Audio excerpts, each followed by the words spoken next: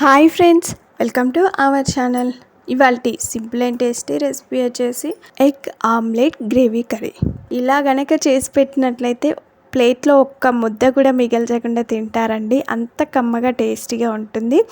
First time వంట చేసేవారికి కూడా ఈ కూర చాలా బాగా కుదురుతుంది. ఇక లేట్ చేయకుండా ప్రాసెస్లోకి వెళ్దాము. ముందుగా ఈ కర్రీ రెడీ చేసుకోవడానికి మీడియం సైజు ఒక 3 ఉల్లిపాయలని ఇలా పెద్ద సైజు ముక్కల్లాగా తరిగి పెట్టుకోవాలి. అలాగే బాగా పండిన ఒక 4 టమాటాలని ఈ విధంగా పెద్ద సైజు ముక్కల్లాగా తరిగి పెట్టుకోవాలి. ఒక మిక్సీ జార్ తీసుకొని అందులో తరిగి పెట్టుకున్న ఉల్లిపాయ ముక్కలు వేసుకోవాలి. ఒక 4-5 వెల్లుల్లి రెబ్బలు పొట్టు తీసి వేసుకొని మిక్సీపై మూత పెట్టి మరీ మెత్తని పేస్ట్ లాగా కాకుండా కోర్సుగా గ్రైండ్ చేసుకోవాలి. అంటే బరకగా ఉండాలి. ఇప్పుడు స్టవ్ పైన ఒక బాండి పెట్టుకొని అందులో 6 స్పూన్ల వరకు నూనె పోయాలి. నూనె వేడైన తర్వాత ఇంచు దాల్చిన చెక్క, అలాగే ఒక 3 లవంగాలు, ఒక 4-5 మిరియాలు వేసుకోవాలి. 1/2 టీ స్పూన్ వరకు జీలకర్ర కూడా వేసుకోవాలి. అవి చిటపట్లాడేటప్పుడు ముందుగా మిక్సీ పట్టి పెట్టిన ఉల్లిపాయ పేస్ట్ని వేసుకోవాలి. ఉల్లిపాయ పేస్ట్ మొత్తాన్ని కూడా వేసుకున్న తర్వాత ఒకసారి బాగా కలుపుకొని ఇదంతా పచ్చివాసన పోయేంత వరకు బాగా ఫ్రై చేసుకోవాలి. మనం ఉల్లిపాయ పేస్ట్ని ఎంత బాగా ఫ్రై చేసుకుంటే కూర అంత కమ్మగా ఉంటుంది.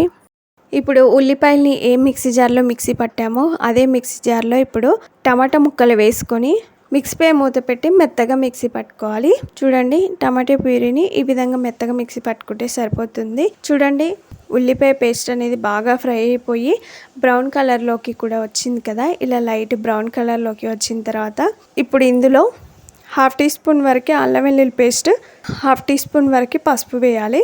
ఇది కూడా పచ్చివాసన పోయేంత వరకు బాగా ఫ్రై చేసుకోవాలి. కొద్దిసేపు అయిన తర్వాత చూడండి, ఇవన్నీ బాగా ఫ్రై అయిపోయి ఆయిల్ కూడా సపరేట్ అవుతుంది కదా సైడ్లకి. అలా వచ్చిన తర్వాత ఇందులో ముందుగా మిక్సీ పట్టిన టమాటా పేస్ట్ని వేసుకోవాలి. ఒకసారి బాగా కలుపుకొని ఇది కూడా పచ్చివాసన పోయేంత వరకు బాగా ఉడికించుకోవాలి. బాండిపై మూత పెట్టి ఇది ఆయిల్లో బాగా ఉడికించుకోవాలి. వేరొక పొయ్యిని వెలిగించుకొని చిన్న పోప్ ప్యాన్ పెట్టుకోవాలి. అందులో 1/2 టీ స్పూన్ వరకు నూనె పోసి నూనె అంతటా వచ్చేలాగా అంటించుకోవాలి. ఒక కోడిగుడ్డుని పగలగొట్టి వేసుకోవాలి. వేసిన వెంటనే కలపకూడదు. అది అలాగే ఉంచి దానిపైన కొంచెం ఉప్పు, కొంచెం కారం చల్లుకోవాలి. ఇలా ఉప్పు కారం చల్లుకుంటే ఉప్పు కారాలు ఆమ్లెట్కి పట్టి చాలా రుచిగా ఉంటాయి. తర్వాత పోప్ ప్యాన్ పైన కూడా మూత పెట్టి దాన్ని బాగా ఫ్రై చేసుకోవాలి. తర్వాత ఇంకొక పక్కన మనం టమాటా పేస్ట్ వేసి ఉడికించుకుంటున్నాం కదా, బాగా ఉడికిపోయి సైడ్లకి ఆయిల్ రిలీజ్ చేస్తుందండి. అలా వచ్చేంత వరకు ఉడికించుకున్న తర్వాత ఇందులో 1 స్పూన్ వరకు కారం వేసుకోవాలి.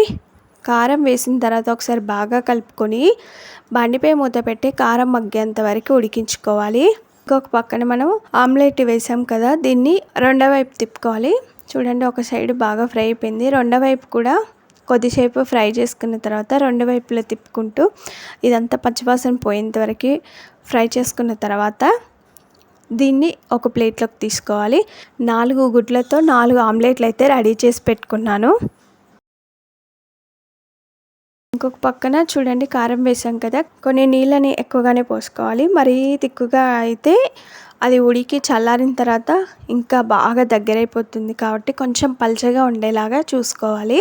ఇప్పుడు బండిపై మూత పెట్టి ఈ గ్రేవీ తిక్కుగా ఎంతవరకు ఇంకాస్త దగ్గర పడేంతవరకు ఉడికించుకోవాలి. గ్రేవీ ఉడికి కొంచెం దగ్గర పడి ఆయిల్ కూడా పైకి వచ్చేసింది. అలా వచ్చిన తర్వాత ఇందులో రుచికి సరిపడా ఉప్పు వేసుకోవాలి. ఒక 1/2 టీ స్పూన్ వరకు గరం మసాలా వేసుకోవాలి. గరం మసాలా వేసిన తర్వాత ఒకసారి బాగా కలుపుకొని ముందుగా రెడీ చేసి పెట్టుకున్న ఆమ్లెట్లని ఒక్కొక్క దాన్ని వేసుకోవాలి. ఆమ్లెట్లు వేసిన తర్వాత ఎలా పడితే అలా కలపకూడదండి. కొద్దిసేపు అలాగే వదిలేయండి. గరిటెతో ఇలా మామూలుగా కలుపుకోవాలి. మరి ఎలా పడితే అలా కలిపితే విరిగిపోతాయి. గరిటెతో ఇలా మామూలుగా కలుపుకుంటూ వీటిని గ్రేవీ లోపలికి అనుకోవాలి. బండిపై మూత పెట్టి ఇంకొద్దిసేపు ఉడికించుకోవాలి. కొద్దిసేపు అయిన తర్వాత చూడండి ఫ్రెండ్స్, మనకి ఆయిల్ మొత్తం కూడా పైకి వచ్చేసి ఆమ్లెట్కి గ్రేవీ అంతా పట్టి మనకి ఆమ్లెట్ గ్రేవీ కర్రీ అయితే రెడీ అయిపోయింది. ఎంత కలర్ఫుల్గా వచ్చిందో చూసారు కదా. చూడడానికి కలర్ఫుల్గా ఉంటుంది, తింటుంటే తినాలనిపించే కమ్మని ఆమ్లెట్ గ్రేవీ కర్రీ అయితే రెడీ అయిపోయింది. ఇలా రెడీ చేసుకున్న కర్రీని సర్వింగ్ ప్లేట్లోకి తీసుకొని సర్వ్ చేసుకోవడమే. చూడండి, ఒక్క ఆమ్లెట్ వేసుకొని గ్రేవీ వేసుకొని తింటుంటే ఆహా సూపర్ ఉంటుందండి.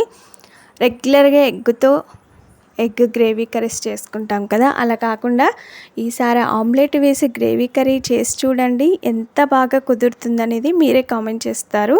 లాస్ట్లో కొత్తిమీరతో గార్నిష్ చేసుకున్నాను. మరి ఈ simple and tasty omelette gravy కర్రీని ఎలా రెడీ చేసుకున్నామో చూసారు కదా. ఇది అన్నం, చపాతీ, రోటీ, పుల్కా ఎందులోకైనా కూడా అదిరిపోవాల్సిందే. చేసుకోవడం కూడా ఎంత సులువో చూసారు కదా.